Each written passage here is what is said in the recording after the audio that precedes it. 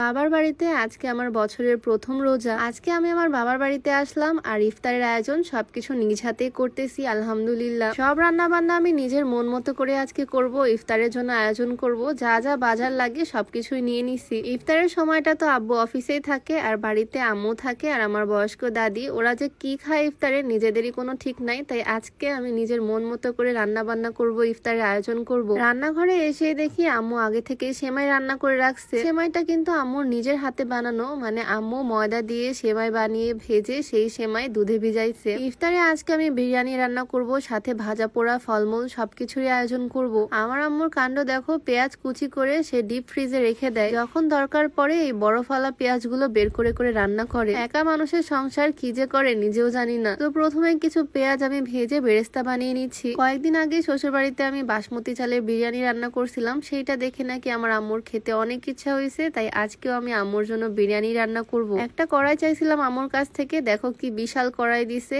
এই কড়াই দিয়ে আমার বিয়ের সময় রান্না বান্না করা হয়েছিল, সেই বছর খানিক আগের কড়াই আজকে আবার কাজে লাগলো। আজকেও যেহেতু আমরা মানুষজন অনেকেই, তাই একটু বেশি করে রান্না বান্না করব। আমার বোন আসবে, আমার আন্টি আসবে। এই বিরিয়ানিটাকে আমি বলি হাতে মাখা বিরিয়ানি। সব রকমের গুঁড়া মশলা, বাটা মশলা, বিরিয়ানি মশলা, টক দই, বেরেস্তা দিয়ে সুন্দর করে হাতে মাখিয়ে নিলাম। এটাকে এখন এভাবেই রেখে দিব কয়েক মিনিটের জন্য। চুলা কিন্তু এখনো জ্বালাইনি, আমি জাস্ট এটাকে একটা পাত্র হিসেবে ইউজ করলাম। চুলা এখনো অফই আছে। এটা ম্যারিনেট হতে থাক, ততক্ষণে আমি আমার স্লিমিং টি বানানোর প্রসেসটা তোমাদের সাথে শেয়ার করি। বাবার বাড়িতেও আমি আমার একটা স্লিমিং টি এর কৌটা রেখে গেছি। আমি যেখানেই থাকি যাই হোক, স্লিমিং টি তো আমার লাগবেই। রমজান মাসে যদিও খেতে আমার প্রবলেম হয়ে যায়, তবে প্রত্যেকদিন ইফতারের পর আমি স্লিমিং টিটা খাই। বিয়ের পর বেশ অনেকটাই মোটা হয়ে গেছিলাম, এই স্লিমিং টিটা খেয়ে আমি 5 কেজি ওজন কমাইছি আলহামদুলিল্লাহ। আর এটা কিন্তু একদম প্রাকৃতিক উপাদান দিয়ে তৈরি, তাই কোনো রকমের সাইড এফেক্ট নাই। স্মেলটাও খুবই সুন্দর, খেতে কোনো প্রবলেম হয় না। আমি সবসময় অর্গানিক ফ্রুট পেজে স্লিমিং টি খাই, তাদের পেজটা আমি রেসিপশনে মেনশন করে দিয়ে রাখবো। শুধু আমি না, আরো অনেকেই তাদের পেজে স্লিমিং টি খেয়ে অনেক ওজন কমাইছে। ঈদের পর থেকে 2 বেলা স্লিমিং টি খাওয়ারও বেশি সুবিধা হবে আমার। এটা খেলে শরীরটাও খুব হালকা ফিল হয়, ক্ষুধাও লাগে না তেমন। যাই হোক, আমার বিরিয়ানি রান্নাতে ব্যাক করি। আমি বাসমতি চাল কিনেছিলাম 1 কেজি, এটা দিয়ে বিরিয়ানি রান্না করব।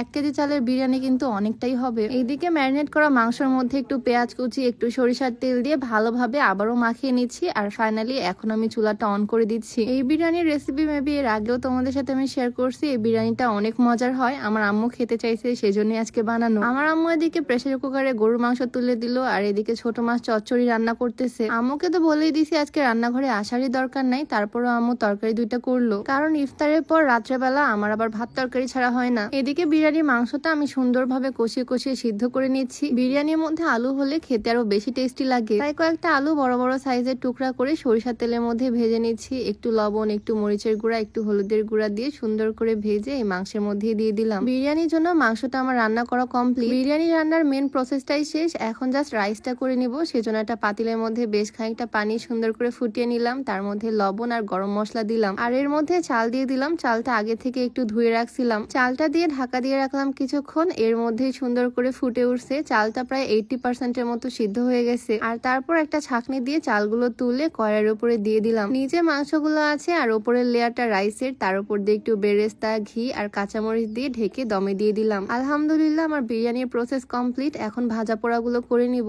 ইফতারে আর বেশি সময় নাই, তাই একটু তাড়াহুড়া করেই করতেছি সবকিছু। ইফতারে তো পেঁয়াজি আর বেগুনি না হলে একদমই চলে না। খুব তাড়াহুড়ার মধ্যে বেগুনিগুলো ভেজে নিলাম। বেগুনিগুলো তো সুন্দরই হয়েছে, একদম ফোলা ফোলা হয়েছে, পারফেক্ট আসছে কালারটা। বেগুনির পর পেঁয়াজি ভাজতে হবে, দেন ফলমূল কাটাকুটি, সালাদ কাটাকুটি, এখনো অনেক কিছুই বাকি। আর সবকিছু যেহেতু আজকে নিজ হাতে করতেছি, তাই একটু তাড়াহুড়ার মধ্যেই আছি। আম্মুকে আজকে একদম রেস্টে দিয়ে দিছি, নিজেই সবকিছু করতেছি। আম্মুকে বললাম তুমি আজকে রেস্ট করো, আমি সব করে ফেলবো। পেঁয়াজি বেগুনি করা শেষ, এখন কিছু ফ্রোজেন নাস্তা অর্ডার করছিলাম, সেগুলোই শুধু ভেজে নিচ্ছি। ভাজা পোড়া কমপ্লিট করে চলে আসলাম ফলের কাছে। তরমুজ আনা হয়েছে, একদম লাল টুকটুকে। ফলমূল, সালাদ সবকিছুই কাটাকুটি করতে হবে এখন। শসার গায়ে এভাবে কাটা চামচ দিয়ে আঁচড় দিয়ে নিয়ে আমি, তাহলে কিন্তু এরকম গোল গোল স্লাইস গুলো দেখতে অনেক সুন্দর লাগে, মানে একটা ডিজাইন তৈরি হয়। ফলমূলের মধ্যে এদিকে মালটা আর আপেলও আছে, এগুলো সুন্দর করে কেটে নিলাম। এরই মধ্যে ইফতারের টাইমও হয়ে আসতেছে। সব প্লেটে প্লেটে ভাজা পোড়া ফলমূল সবকিছু সাজিয়ে দেওয়া হলো, আর এদিকে আমার বিরিয়ানিও একদম কমপ্লিট। আর কিছুক্ষণ দমে রাখতে পারলে আরো সুন্দর হতো, তবে এটাও কিন্তু একদম পারফেক্টই হয়েছে। এই ছিল আজকে আমার ইফতারের আয়োজন। কেমন লাগলো কমেন্টে জানিও অবশ্যই। তো আজকের ভিডিওটা এখানেই শেষ করছি। সবাই ভালো থাকো, আল্লাহ হাফিজ।